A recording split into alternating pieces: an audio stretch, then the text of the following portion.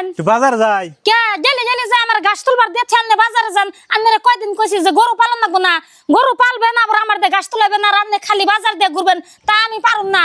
আজকে থেকে আর গাছ তুলবার যাই হারুম না, গরু বেঁচে হালাইবেন মনে জানি থাকে। আমি গরু আর পালা হারুম না, গরু কষ্ট করে পাইলে পাইলে দিয়ে টাকা পয়সা নিয়ে নিয়ে তার বাদে নিজে চলবা ফুর্তি করে।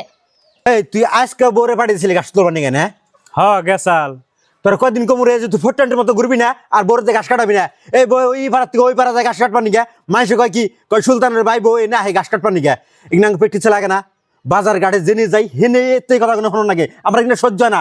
ওর কোথ কই যে ফুটটান্টের মতো না ঘুরে গরু যদি পালসি তাহলে সুন্দর করে ঘাস কাটবি, আর যদি গরু না পারস তাহলে আরামসে বেচাল দিবি। সোজা কথা। হ নিজে তো কামাই করেই না, বউ দিয়ে গরু পালিয়ে তার বাদে হেই কামাই খাইবো না, লজ্জাও কর না।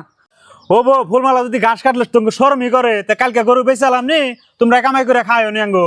শুনছ শুনছ তোমার ভাইয়ের কথা ডক, ঘাস কাটার কথা কইছ দেখে অন বলে গরু বাছুর সব বেইছে আঙ্গো কামাই করে খাওয়ান লাগবো, এগিনা কি কথা কয় না কি কয়?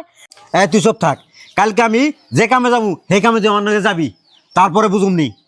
হ এই শাসন যদি তোমার ভাইয়ের আগেই করতাম তাহলে আর তোমার ভাই বার হইতো না। ও বো কালকে বাড়ি আমি যামনি।